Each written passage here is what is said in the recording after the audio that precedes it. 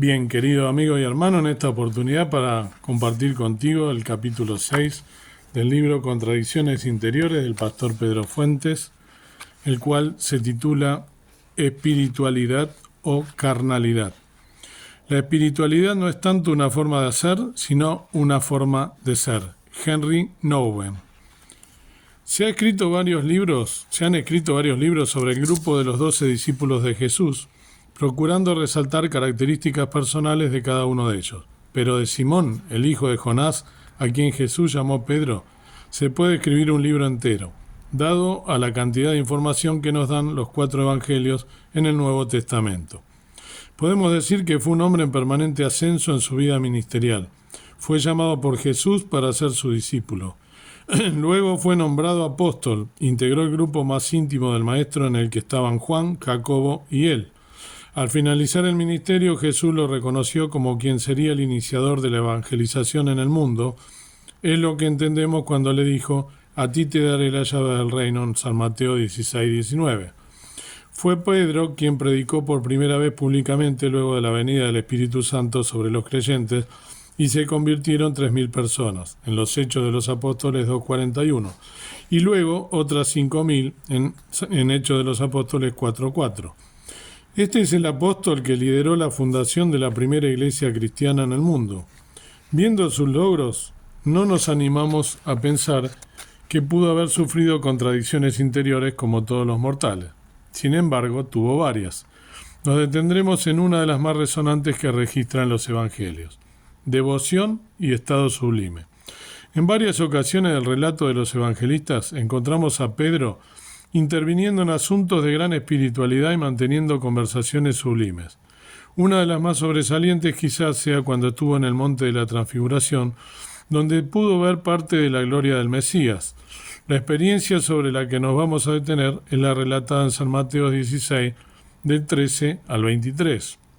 Después ustedes lo buscan, donde aparece la contradicción que sufre este gran hombre de fe. El relato nos dice que, ante la pregunta de Jesús sobre qué opinaba la gente de quién era él, y una vez dada la opinión de cada uno de sus discípulos, el maestro fue un poco más allá y le preguntó qué opinaban ellos. ¿Y ustedes, quién dicen que soy? San Mateo 16:15. Sin dejar que nadie se le anticipara, el apóstol Pedro respondió con toda seguridad: tú eres el Mesías, el Hijo del Dios viviente. En San Mateo 16:16. Acá el hermano, ¿no? El pastor pone en negrita y en grande al costado: esta experiencia me recordó la gran contradicción que sufrimos entre nuestra devoción sublime y nuestra soberbia terrenal. Bien, ante esta respuesta que le dio Pedro, ¿no? Jesús felicitó a Pedro y le dijo que había recibido esta revelación directamente del Padre y no era algo que se le había ocurrido a él. Aquí Jesús está reconociendo en su discípulo la existencia de una relación especial que Pedro tenía con Dios. La devoción del apóstol para con el Señor era muy grande y manifiesta. Nosotros, sin vivir una experiencia espiritual tan fuerte como la del apóstol, también solemos transitar momentos extraordinarios de comunión e intimidad con el Señor. Estas experiencias se suelen dar en nuestro devocional personal, en donde pasamos tiempo a solas con Dios, en algunos encuentros de alabanza con nuestros hermanos, cuando escuchamos la palabra explicada por hermanos con dones de enseñanza, o en tiempos de experiencias especiales que Dios nos hace transitar.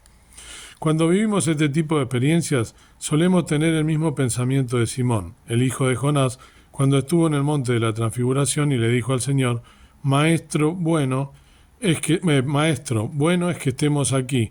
Hagamos 3 enramadas, una para ti, otra para Moisés y otra para Elías, no sabiendo lo que decía. San Lucas 9:33. La vida de devoción a Dios es algo extraordinario porque nos conduce a las alturas más sublimes de la espiritualidad y nos hace sentir que tocamos el cielo con las manos. El asunto es que no nos podemos quedar a vivir allí, porque estamos en la tierra y esto nos enfrenta con contradicciones entre lo que sentimos y lo que experimentamos día a día. Soberbia y estado terreno. Hace un tiempo transitábamos por la ciudad con el vehículo de un pastor amigo. La conversación era muy animada, cuando de pronto un conductor que iba delante de nosotros hizo una maniobra brusca que nos sorprendió de tal modo que casi lo chocamos. En ese momento la conversación derivó a lo mal que conducen algunas personas en la ciudad. Mi pastor amigo comentó el gran fastidio que sentía cuando un vehículo estacionaba en doble fila en una avenida y le impedía avanzar. Literalmente dijo: me gustaría ir manejando un tanque de guerra y pasarle por arriba para que aprenda a no estacionar mal. Este era el mismo pastor que, con su sermón, la semana anterior nos había conducido al tercer cielo, enseñándonos sobre lo extraordinario que era caminar cerca de Dios. Esta experiencia me recordó la gran contradicción que sufrimos entre nuestra devoción sublime y nuestra soberbia terrenal. Esto es lo mismo que le sucedía al discípulo de Jesús del que estamos comentando. El apóstol Pedro vivió una experiencia muy contradictoria unos momentos después de su gran declaración acerca de la divinidad de Jesús. Así lo relata el evangelista. Desde entonces comenzó Jesús a advertir a sus discípulos que tenía que ir a Jerusalén y sufrir muchas cosas a manos de los ancianos, de los jefes de los sacerdotes y de los maestros de la ley, y que era necesario que lo mataran y que al tercer día resucitara. Pedro lo llevó aparte y comenzó a reprenderlo. De ninguna manera, Señor, esto no te sucederá jamás. Jesús se volvió y le dijo a Pedro: aléjate de mí, Satanás. Quieres hacerme tropezar, no piensas en las cosas de Dios sino en las de los hombres. San Mateo 16, 21 al 23. En pocas horas el discípulo espiritual pasó de ser el primer hombre que declaró la divinidad de Jesús a ser el representante de Satanás, queriendo impedir que el Mesías fuera a morir en la cruz por nuestros pecados. Si nos preguntamos cómo puede suceder esto, la respuesta es que Simón, el hijo de Jonás, era humano, como todos nosotros, y por esta razón estaba lleno de contradicciones. Este es el mismo discípulo que le prometió a Jesús: aunque tenga que morir contigo, jamás te negaré. San Mateo 26, 35. Cuando estaban por prender al maestro en el huerto de Getsemaní para llevarlo a crucificar, Pedro fue quien, queriendo defender a su Señor, tomó una espada y le cortó la oreja a uno de los que venían por él. Unas horas más tarde, declaró 3 veces que no conocía a Jesús y lo negó descaradamente. Así lo relata el evangelista San Lucas, ¿no? Prendieron entonces a Jesús y lo llevaron a la casa del sumo sacerdote. Pedro lo seguía de lejos, pero luego, cuando encendieron una fogata en medio del patio y se sentaron alrededor, Pedro se les unió. Una criada lo vio allí sentado a la lumbre, lo miró detenidamente y dijo: este estaba con él, pero él lo negó. Muchacha, yo no lo conozco. Poco después lo vio otro y afirmó: tú también eres uno de ellos. No, hombre, no lo soy, contestó Pedro. Como una hora más tarde otro lo acusó: seguro que este estaba con él. Miren que es Galileo. Hombre, no sé de qué estás hablando, replicó Pedro. En el mismo momento en que dijo eso, cantó el gallo. El Señor se volvió y miró directamente a Pedro. Entonces Pedro se acordó de lo que el Señor le había dicho: hoy mismo, antes de que cante el gallo, me negarás 3 veces. Y saliendo de allí, lloró amargamente. Lucas 22, del 54 al 62. En todos estos acontecimientos vemos al discípulo espiritual y seguro luchando entre su devoción y su carnalidad. El llanto casi desconsolado de Pedro nos muestra un hombre devastado por estas profundas contradicciones que no podía superar. Estuvo dispuesto a arriesgar su vida varias veces para luego negar insistentemente que no conocía a su Señor. Esto es parte de nuestra tragedia humana y de nuestra poca firmeza espiritual.